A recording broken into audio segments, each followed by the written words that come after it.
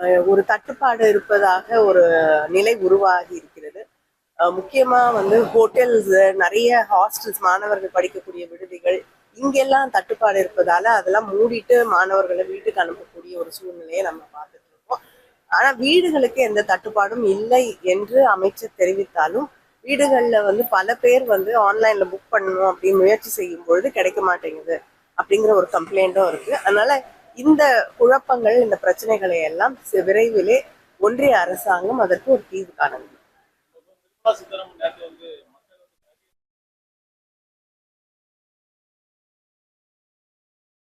அப்படி அவங்க சொல்லியிருந்தா அது நிஜமாகவே தவறான ஒன்று. அப்படி சொன்னாங்களான்னு எனக்கு தெரியாது.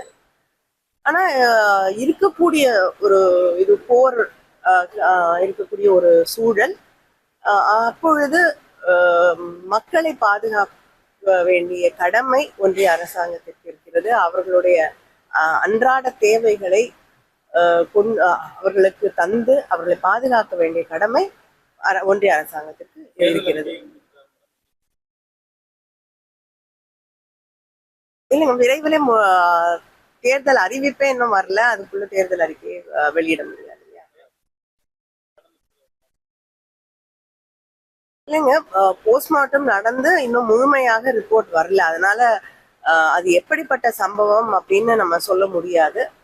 ஆனா நிச்சயமாக வந்து ஒரு இளம் பெண்ணுடைய உயிரிழக்க ஒரு புதிய ஒரு கொடுமையான சம்பவம் நடந்திருக்கு. முதலமைச்சர் அவர்கள் விரைந்து குற்றவாளிகளை கண்டுபிடிக்க வேண்டும் என்று உத்தரவிட்டிருக்கிறார்கள். ஒரு ஏடிஎஸ்பி தலைமையில 4 டிஎஸ்பிகள், 6 இன்ஸ்பெக்டர்ஸ் இதற்காகவே தனிப்படையாக அமைக்கப்பட்டிருக்கிறார்கள். 10 தனிப்படைகள் அமைக்கப்பட்டு எல்லா இடத்திலையும் வந்து விசாரணை நடந்து கொண்டிருக்கிறது. குற்றவாளிகள் நிச்சயமாக விரைவிலே கைது செய்யப்படுவார்கள்.